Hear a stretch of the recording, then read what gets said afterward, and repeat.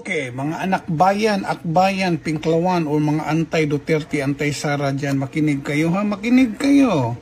Kasi ang totoong problema ng bansa ay hindi yung confidential fund ni Sara. Ang totoong problema ng bansa ay yung ghost project at flood control. Paliwanag sa isang kababayan natin na magaling mag-explain. Makinig kayo por Diyos por Santo. Panoorin nyo. May nagtanong sa atin, sabi niya, Coach, what is your take on confidential funds? Siguro he's referring to confidential funds na kino-question kay VP Sara Duterte. Ang daming nagsasalita, mahal kong kahuwaran. Ang daming nagre-react, bakit may confidential funds si ganito? Bakit may ganitong budget? Pero teka lang, do we even understand what the word confidential means? Okay? Confidential fund, ibig pong sabihin yan confidential. Hindi yan pwedeng i-broadcast. Hindi po pwedeng i-detalye o ilantad sa publiko. Kasi nga, confidential eh. So to question the confidential fund because it's confidential, it's parang tinatanong mo ganito, bakit lihim ang secret? It's absurd, di ba? Nakakatuwa. It's like demanding to see classified intelligence reports. Kaya nga sila classified. Now, don't get me wrong, mahal kong kahuwaran. I'm not saying dapat manahimik tayo sa paggamit ng mga pondo, no. Accountability is always important. Pero kung may dapat po tayong busisiin, mahal kong kahuwaran, at itanong po natin sa tamang direksyon. Bakit? Kasi habang pinagtatalunan po ng ang ilang daang milyong confidential fund, may mga ghost projects na nagkakahalaga po ng hindi lang milyon, bilyon, minsan trilyon pa, na parang bula. Walang proyekto, walang kalsada, walang tulay, pero may pirma, may resibo, at may perang lumipad. Kung tutuusin, mas dapat nating tanungin, nasaan po yung mga kalsadang dapat itinayo? Nasaan ang mga ospital, eskwelahan at pabahay na dapat napapakinabangan ng mamamayan? Tama ba? Nasaan ang mga proyektong siningil pero hindi naman natapos? O mas masakit pa, hindi man lang nasimulan, di ba? Yan ang mga ghost projects. Yan ang tunay na multo sa gobyerno.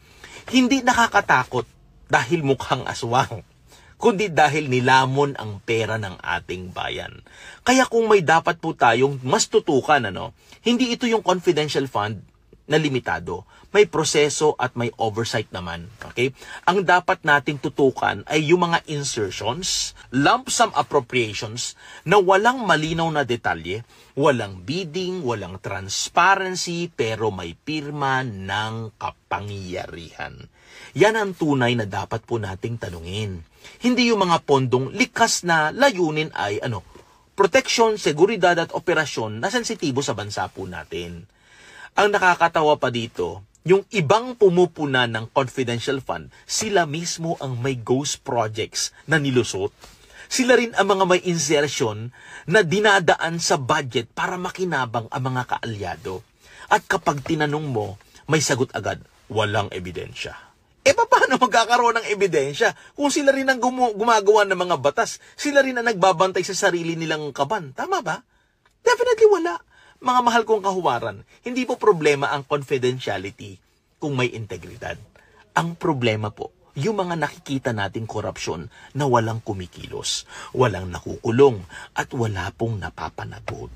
Kaya kung gusto po nating magising tayo sa tama. Huwag tayong mauto sa mga headline na pang-ingay lang. Tanungin natin, nasaan ang bilyong-bilyong ghost projects? Nasaan ang mga insertions sa budget na napunta sa bulsa ng iilan?